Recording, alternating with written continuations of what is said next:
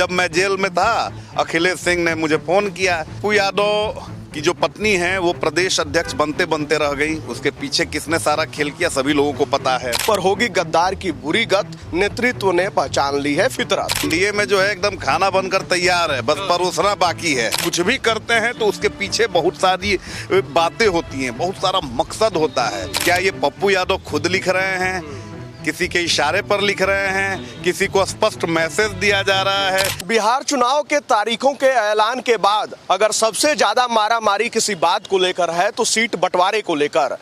NDA तो अपना काम कर चुका है, लेकिन महागठबंधन में जमकर मारामारी चल रही है। और इस मारामारी के बीच अगर कोई मजे ले रहा है तो वो है पप्पू यादव। और बिहार चुनाव में बहुत कुछ पक रहा है, जो खिचड़ी पक रहा है उसी पर हम लोग बातचीत करेंगे। और हमारे साथी रितेश जी हैं। रितेश जी बताइए। अरे महाराज, ये तो महागठबंधन में एकदम खिचड़िए पक रहा है। अब बिल्कुल, अब तो देखिए कि महागठबंधन में खिचड़ी सीट शेयरिंग को लेकर पक रही है और बहुत सारे खिचड़ी पक रहा है, जैसा आप बोल रहे हैं। तो चीजें सही नहीं है। एनडीए में जो है एकदम खाना बनकर तैयार है, बस परोसना बाकी है। लेकिन महागठबंधन की अगर बात करें तो खाना क्या बन रहा है, क्या परोसा जाएगा, क्या मेन्यू होगा, अभी कुछ डिसाइड ही नहीं हुआ है। देख लीजिए कि मुकेश सहनी जो हैं वो दिल्ली जा रहे हैं, कह रहे हैं कि सारे डॉक्टर जो हैं वो दिल्ली में बैठे हुए हैं, अस्वस्थ हैं, इलाज कराने बीमार हैं, इलाज कराने जा रहे हैं। आप समझ लीजिए कि क्या चल रहा है। अब देखिए पप्पू यादव कल का तो भाई, जब ट्विटर हैंडल देखेंगे पाएंगे कि जब नास मनुष्य पर छाता है वहां से लेकर फिर उसके बाद यही रात अंतिम, यही रात भारी, उसके बाद फिर जैसे ही सीट बंटवारा एनडीए का हुआ उन्होंने संजय झा पर तंज कस दिया कि संजय झा अपने मिशन में कामयाब हो गए, नीतीश कुमार को निपटाना चाहते थे। चल क्या रहा है ये सब? पप्पू यादव जो हैं वो, चलिए, वो ऐसे नेता हैं कि विरोधियों को तो लेते ही हैं, विरोधियों को ठोक बजा के उनका मिट्टी पलीत करते हैं, लेकिन अपने सगों को भी छोड़ते नहीं है। क्योंकि वो व्यवहार किसने क्या किया है पप्पू यादव याद रखते हैं। तो अब देखिए कि चलिए, उनका धर्म है कि विरोधी पार्टी के नेता हैं, विरोध में वो खड़े हुए थे, जीत के गए, तो बीजेपी, जेडीयू और एलजेपी पर तंज कसेंगे, ये उनका दायित्व है, उनका धर्म है, ये राजनीतिक धर्म है उनका। लेकिन दूसरी तरफ अगर बात करें तो आप देखिए कि कल लालू फैमिली जो है वो दिल्ली रवाना हुई। राउज एवेन्यू कोर्ट में सुनवाई है।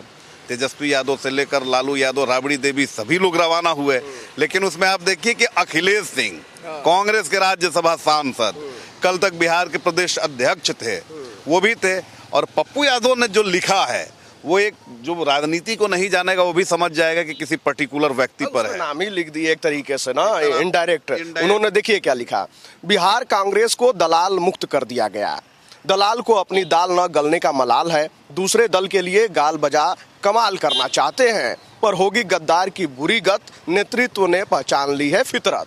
तो देख लीजिए। और पप्पू यादव अगर कांग्रेस जब लिख दिए वैसे ही समझ में आ गया, तो ये समझ में आ गया, और ये समझ में आ गया कि कांग्रेस में क्या चल रहा है। और पप्पू यादव के इन लाइन से ये स्पष्ट हो गया है कि कांग्रेस में महागठबंधन में क्या चल रहा है।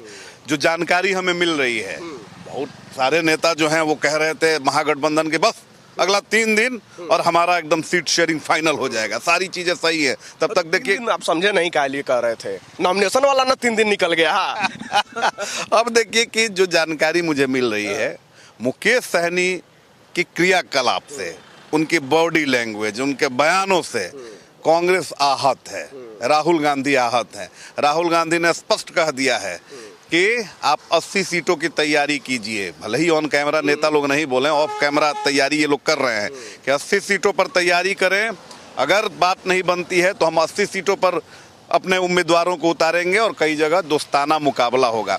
यानी कांग्रेस पूरी तरीके से बदलाव के मूड में। और पप्पू यादव इतने भी अपरिपक्व नेता नहीं है। काहे खटपट है अखिलेश सिंह से, क्या मामला है? अरे अखिलेश सिंह जो है वो एक तरह से जो सेतु है वो पाटते हैं। आरजेडी के प्रति उनका समर्पण दिखता है, और इस समर्पण को लेकर कांग्रेस कार्यकर्ता काफी बेचैन होते हैं। गठबंधन धर्म है, चाहे अखिलेश सिंह अगर देखिए कि गठबंधन धर्म का पालन कर रहे हैं, लेकिन ये चीजें धर्म दोनों तरफ से न निभाया जाता है। अखिलेश सिंह देखिए कि लालू यादव के प्रति अखिलेश सिंह का एक अलग समर्पण है। आप देख लीजिए ना, 2 साल पहले मैं ही गया था, लालू यादव का कार्यक्रम था, लालू यादव गए थे कांग्रेस सदाकत आश्रम में। उन्होंने फोन कर कहा कि जब मैं जेल में था अखिलेश सिंह ने मुझे फोन किया कि राज्यसभा में दिक्कत हो रहा है। मैंने कहा कि नहीं, राज्यसभा तो यही जाएंगे। अब इसी से समझ सकते हैं कि अखिलेश सिंह के लिए लालू यादव और लालू यादव के लिए अखिलेश सिंह क्या है। और ये बात जो है कांग्रेसियों को नागवार गुजरती है, खासकर पप्पू यादव को। वही पप्पू यादव को चढ़ने ही नहीं दिया जाता, जो लालू के लाल को जननायक बता देते हैं। इसके पीछे की वजह है पप्पू यादव की जो पत्नी है वो प्रदेश अध्यक्ष बनते बनते रह गई। उसके पीछे किसने सारा खेल किया सभी लोगों को पता है। पप्पू यादव कांग्रेस का टिकट मिलते मिलते रह गया, चलिए समर्थन रहा और पप्पू यादव ने, लेकिन कांग्रेस के प्रति समर्पण दिखाते हैं पप्पू यादव। भले ही स्टेज पर से हटा दिया जाता है, वो नीचे उतार दिया जाता है, लेकिन उसके बावजूद वो खुद को कांग्रेस का समर्पित सिपाही बताते हैं। और जब जिसकी वजह से आपको कोई, अगर मान लीजिए कोई आप लक्ष्य निर्धारित किए हैं और उस लक्ष्य निर्धारण में किसी की वजह से आपको बाधा आ रही है और वो बहुत बड़ा हनक वाला व्यक्ति हो, लेकिन जैसे ही उसकी हनक जब कम होती है तो आपको सारी चीज़ें उसकी याद आने लगती है कि इसी व्यक्ति की वजह से मैं लक्ष्य पर नहीं पहुंच पा रहा हूं। तो पप्पू यादव को अब लग गया है कि जो अखिलेश जी हैं अब इनकी अब प्रदेश अध्यक्ष से हट गए, कांग्रेस में अब आपकी उतनी सुनी नहीं जा रही है। और अब पप्पू यादव अगर खुल के लिख रहे हैं तो ये बता रहा है कि क्या होने वाला है। पप्पू यादव को पुराने दिन याद आ गए हैं। जरा चलते चलते हम लोग बातचीत करते हैं, क्योंकि राजनीति भी अभी धीमी गति से ही चल रही है।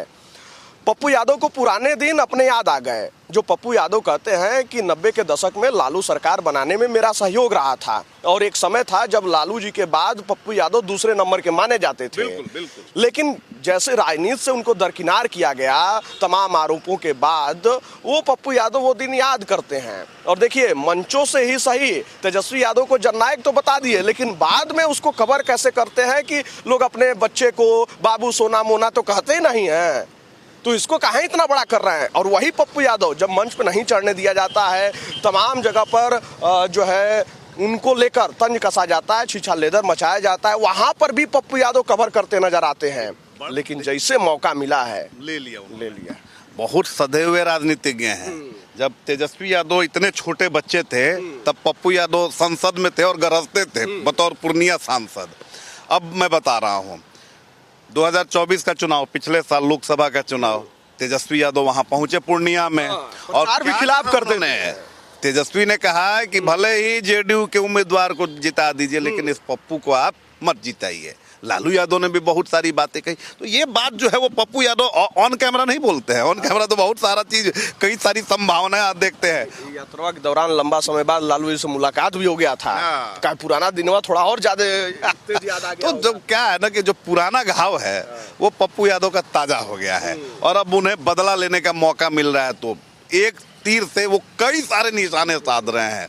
ऐसा नहीं है कि महागठबंधन भी पप्पू यादव का फायदा नहीं लेती है। देखिए, यात्रा निकाली गई लेकिन मंच पे नहीं रखा गया। कहाँ रखा गया? सीमांचल की शुरुआत जैसे ही होनी शुरू हुई मंच पर रख लिया गया, क्योंकि पता है कि सीमांचल में भाई असर डालेंगे। अरे सीमांचल में प्रभाव है पप्पू यादव का, पूर्णिया हो गया, बाकी जो जिले हैं वहाँ पर है प्रभाव उनका। और पप्पू यादव सिर्फ ऐसा नहीं है कि एक पर्टिकुलर कास्ट लाइन पर ही वो राजनीति करते हैं, युवाओं के बीच में तो चलिए वो लोकप्रिय हैं ही। तो अब कांग्रेस कैसे ये जान ले, और कांग्रेस को भी अपना संख्या बढ़ाना है। कांग्रेस को भी बिहार में अगर दिखाना है कि लालू जी हम ऐसा नहीं है कि हम आपसे कम हैं, पीछे ही नहीं चलेंगे, तो ये हमारे पास इतने सांसद हैं, तो पप्पू यादव को काउंट करके ही होगा। और पप्पू यादव तो ऐसे राजनीतिज्ञ हैं कि कब प्रधानमंत्री के साथ जाके गलबहियां कर हाथ में लड्डू चाहते हैं, सबके चाहते हैं। ये तो मानना ही पड़ेगा कि पुराने पॉलिटिशियन हैं और उनसे सीखने की बहुत लोगों को जरूरत है। तो पप्पू यादव देखिए ये सारी जो बातें कह रहे हैं, कर रहे हैं, ऐसा नहीं है कि पप्पू यादव लाइन लेंथ से अलग जा रहे हैं। बहुत ही परिपक्व सुलझे हुए पॉलिटिशियन हैं और कुछ भी करते हैं तो उसके पीछे बहुत सारी बातें होती हैं, बहुत सारा मकसद होता है। तो इस तरह पप्पू यादव नहीं लिख पाएंगे। राजनीति की बात करें तो राजनीति में जो बातें कही जाती हैं उसका संदेश बड़ा दूर तक जाता है। चला तो गया ही। ये मैसेज उन्होंने दे दिया, और ये मैसेज उन्होंने खुद दिया है या किसी ने दिलवाया है, ये भी बहुत बड़ी बात है। क्योंकि देखिए पप्पू यादव ऐसे कुछ नहीं लिख सकते हैं। इतना सारा उनके साथ कांड हो गया, बेचारे इतने भारी भरकम शरीर वाले हैं, 1 क्विंटल से ज्यादा वजन है, और बेचारे कितने मुश्किल के बाद ट्रक पे चढ़े थे, नीचे उतार दिया गया। आप सोचिए उस समय पप्पू यादव ने कुछ नहीं बोला, लेकिन अगर पप्पू यादव लिख रहे हैं तो आप समझिए कि क्या इशारा है। क्या ये पप्पू यादव खुद लिख रहे हैं, किसी के इशारे पर लिख रहे हैं, किसी को स्पष्ट मैसेज दिया जा रहा है? क्या सिर्फ किसी एक व्यक्ति को मैसेज दिया जा रहा है कि अनेक उसमें है? तो देखिए पप्पू यादव ने गेंद फेंक दी है, अब गेंद लपक कौन रहा है ये देखने वाली बात होगी। खासकर एनडीए वाले जो हैं वो गेंद लपकने की तैयारी में हैं, लेकिन पप्पू यादव ने जो गेंद फेंकी है ना, उस पर बल्लेबाजी करने वाला कोई और नहीं। आप लोग समझ ही गए हैं कि अखिलेश सिंह का नाम आ ही रहा है।